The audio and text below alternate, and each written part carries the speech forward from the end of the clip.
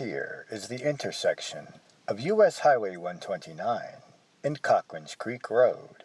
It is roughly the area denoted here on this 1911 map as Johnson, the long-forgotten town, to be discussed on this episode.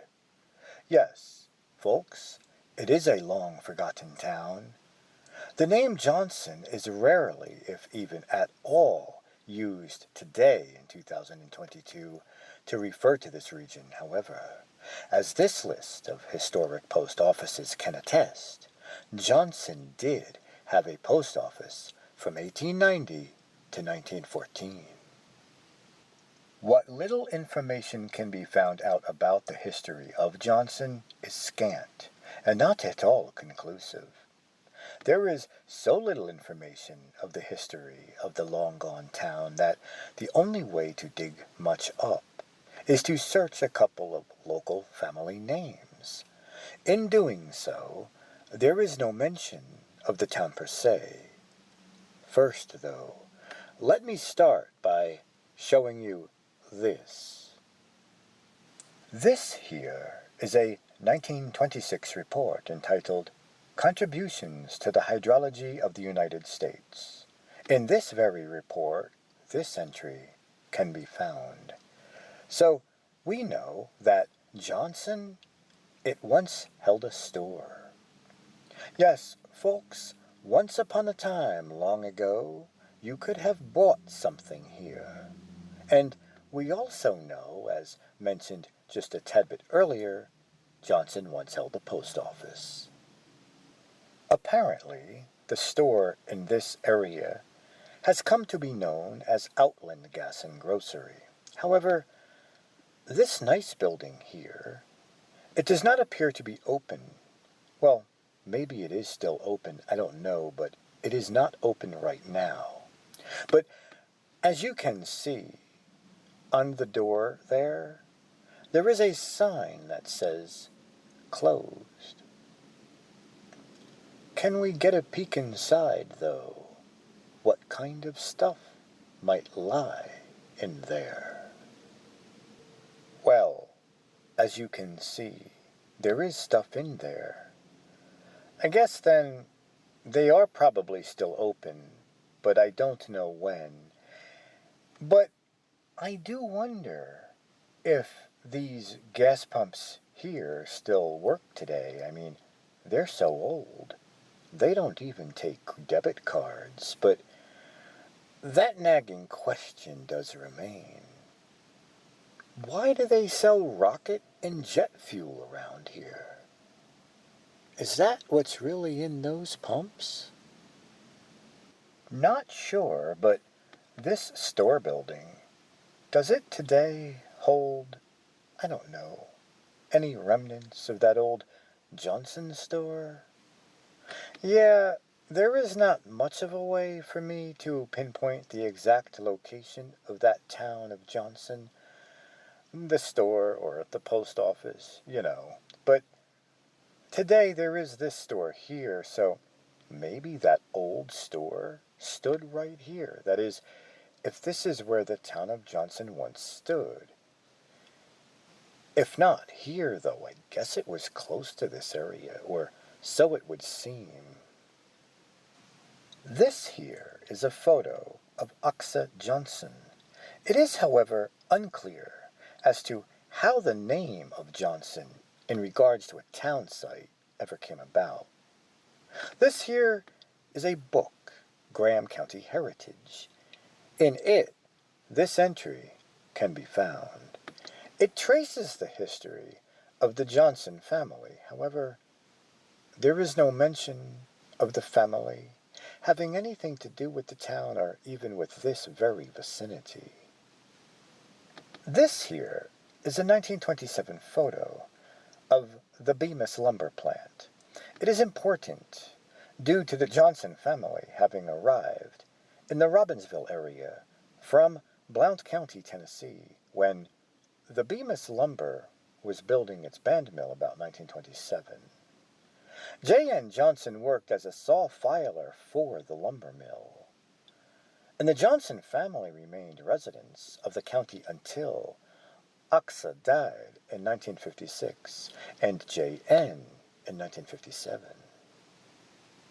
They are buried not in this vicinity, but rather in the Old Mother Cemetery.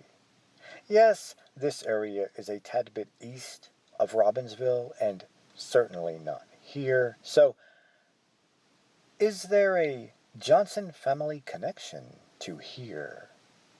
Not sure, but the other name that could lead to some info about the area is the postmaster. In this case, that is W.L. Jenkins. Okay, so this here, it is Santitla Cemetery Road.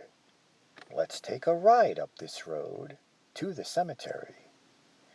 Well, as you can see, this road, it does turn into a dirt road, and I hope it's not too bad a road, because we do need to find that cemetery.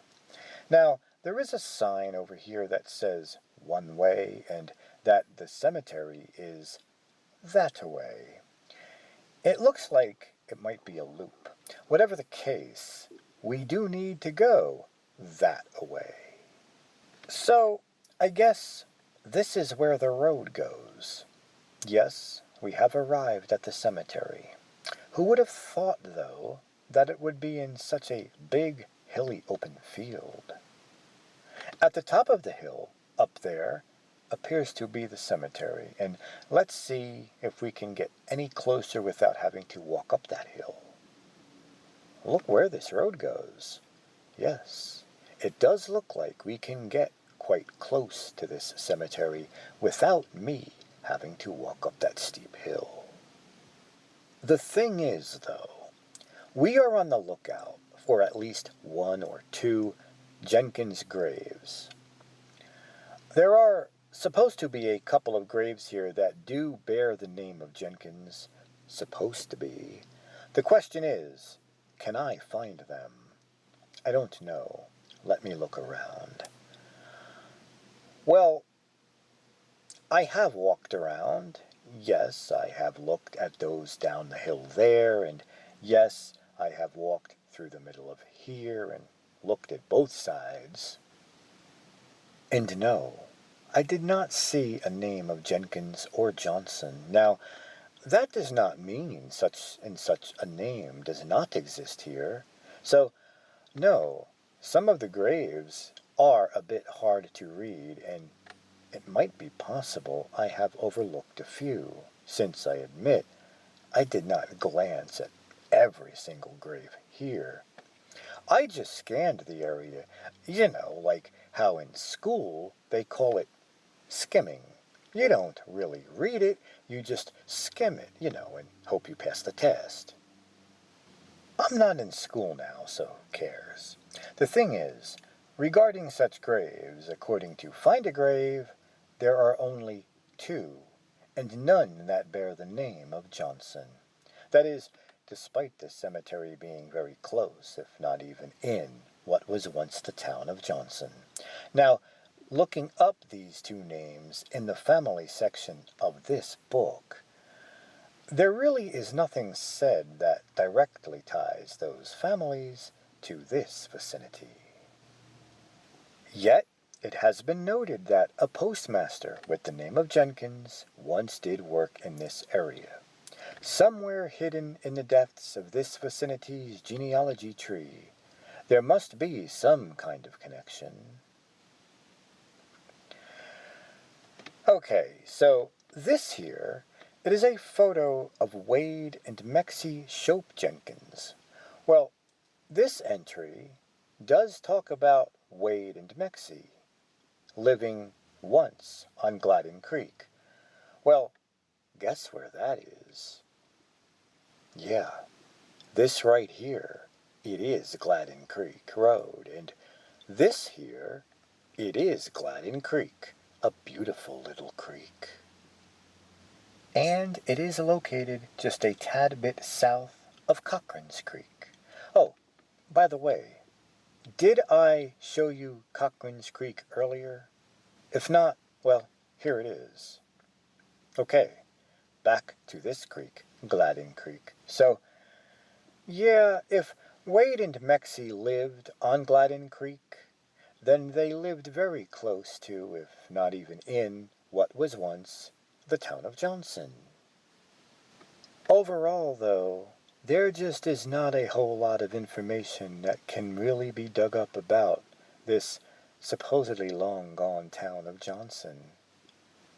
And besides, that is about all the time I have allotted for finding information regarding this vicinity.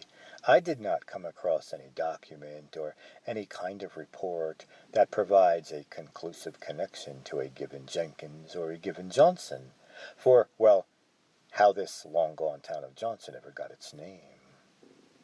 That, I guess, could be work for a local genealogist to research. As for me, I have got to move on.